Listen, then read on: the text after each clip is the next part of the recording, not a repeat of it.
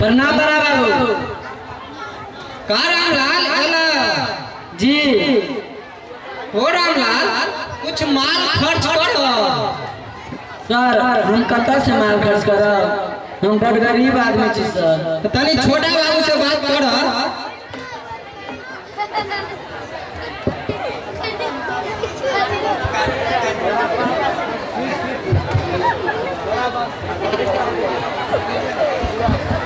तोरा बाबू के जो 50,000 रुपया लॉस से का केलू? सर मैं जमीन वाला के दे देलिए। कितना बचला? साफे नहीं सर। संग में कुछ माल पानी बा? किछो नहीं सर। अच्छा बड़ा बाबू से बात करो। बड़ा बाबू ए लड़का के पास कुछ माल पानी नहीं बा। रे रामलाल, कुछ माल खर्च करी कि ना करी बता ना। सर हम बड़ गरीब छी, हमरा बुते नहीं हेते सर।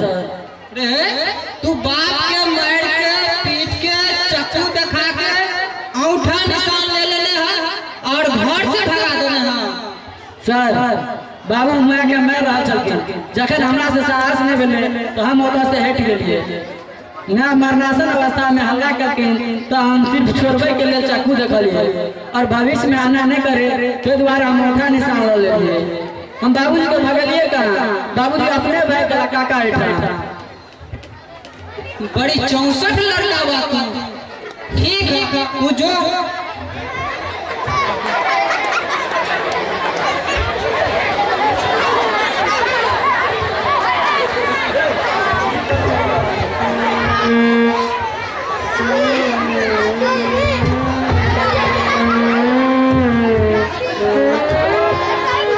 प्रणाम बड़ा बाबू। प्रणाम प्रणाम। का हो रामकिशोर, मामला बड़ी गड़बड़ बा।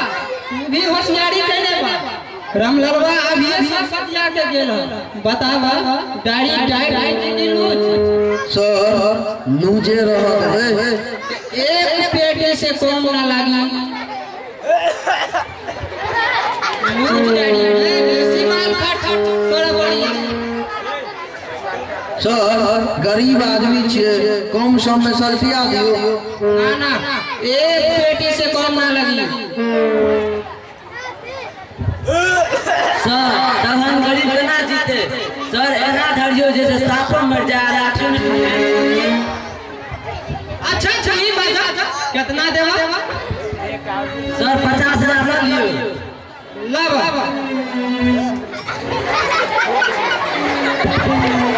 लिया बड़ा बाबू, कभी लूजे डायरी रहा देबे। अब अच्छा जा तू सब जा, हम केस हल्का कर दे। ठीक है बड़ा प्रणाम।